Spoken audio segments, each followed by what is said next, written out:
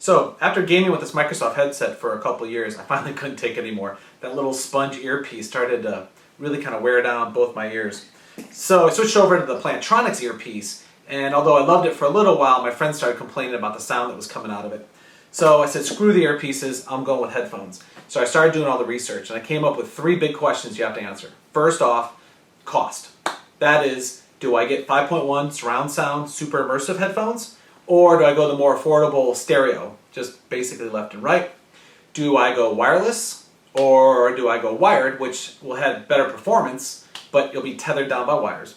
And do you get headphones that are specific to a gaming system? Do you get ones that are specifically for an Xbox or PlayStation, or ones that play on all of them? That led me to a decision, ran down to Best Buy, and I grabbed the Tritons. Primarily because they work with all game systems. They are wired. These are not the 5.1, these are both stereo. This one's digital, this one's analog. So let me do a quick overview for you. So first up, I'm going to talk about the AX720. So this is Triton's mid-range. It's not quite the 5.1, but it's not the analog stereo ones. I got a little trick though. The packaging does say Dolby Digital surround sound, but it is just stereo sound using a digital signal. As you can see with the packaging, it does the PlayStation 3, it does the Xbox 360, and it works with a Mac and a PC as well. It's got a pretty complicated setup for each system, so I'll show the PlayStation 3 and the Xbox setup just so you know what you're getting into. So the AX720 headphones are actually a really beautiful design. They're white, they're heavily padded on the top and on the earpieces. They have this adjustable boom mic, which is actually removable if you want to use them as just a normal pair of headphones. They have a 13-14 foot cable attached to them for the sound. Also attached is this dongle device here. This has separate volume controls on each side, one for chat, one for game volume, so you can adjust it in case you want more sound from the game or vice versa. And what differentiates it from the 180s I'm going to get to in a second is the digital decoder device. This is what you send the fiber optic digital signal into and then pumps it to the headphones. But this is also where it gets a little crazy with the wires. So, first off, I'll use an Xbox 360 as the first demo. You need to take the fiber optic, plug it in to get your digital device. You need to plug the headphones into this. Now, there are 2 inputs, so if you have a friend with the same headphones, they can join into the game as well. You need to take your Xbox controller and plug the little aux plug here for chat. The other end plugs into this dongle. And of course you need power, so from a wall socket into the decoder. As you can see, it gets a little crazy with wires. For the PlayStation 3, basically, because the chat system's different, you don't need this cable to the controller, so you can lose that. But in fact, you have to attach a USB device from the decoder to your PS3. So, to put the 720s and the 180s through their paces, to find out about comfort and performance, I did some really late night gamings. I did Uncharted 2 on the PS3, single player and multiplayer, and then on the Xbox 360 I did the co-op multiplayer and single player on Modern Warfare 2, and as well as with Borderlands. I gotta say the performance was phenomenal. Now, these aren't game-changing like a 5.1 would be, where you might hear the footsteps come up from behind you in the multiplayer games. But as far as epic sound, Uncharted 2 cinematic, these headphones on, wow, I was really into the game.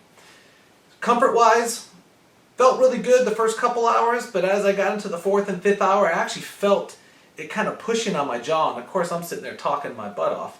So, I don't know if they're an all-nighter game headphones, at least not for me because I have a huge melon. But for the first couple hours, every time I sat down, fantastic. So, a quick review of the AX180s. Now, this is the little brother to the AX720s. Much like the 720s, it works on the PlayStation 3 and the Xbox 360 and a Mac and a PC. But it actually also works on the Wii, unlike the 720. Another big difference is, as I just showed you, the 720 has a digital decoder, so it uses the fiber optic outputs of your gaming systems. This actually uses the analog outputs, which is the red and the white, the stereo. Now, it's actually not a bad thing, because it sounds really good, and it reduces the complexity of the wires by a little bit. So, let me show you a couple of little details of these. So, the AX180 headphone design, different than the 720s, smaller and lighter, which is not a bad thing.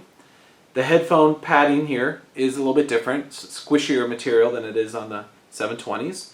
The inner material here seems to be identical. The boom mic is actually this kind of trick metal bendy thing here, where on the 720 it's more of a thick rubber. They share a similar dongle here that has separate dials for game sounds and voice chat. The big difference is how it's powered. Unlike the 720s that needed to actually be plugged into a wall socket, this just has a USB input. So this plugs into either the PS3 or the Xbox 360. To get sound to them, they have these really trick male-female composite cables here. So you just intercept the red and white audio from your TV, plug them into here, and then it plugs directly into your television, so you can still have the game sounds going to the TV when you want TV speakers, or it goes to the headphones when you want to use the headphones. So, the performance and comfort of the 180s. The best way to explain it is in contrast to the 720s. They both have trade-offs. The comfort. I loved gaming with these. 5th or 6th hour into gaming, no problems, no soreness, no earaches or headaches. I absolutely love these. From a performance standpoint, they were really, really good. Not as good as the 720s, and this is the best way I can summarize it. You're in your car, you're listening to an FM station, and it sounds phenomenal. That song just rocking through. Then you have that song on CD, you hit play on the CD, and it just sounds a little more crisp, a little more clear. That digital sound, that's what the 720s provide. It's just a little bit better, a little more dynamic, but if cost is an issue, you cannot go wrong with these 180s.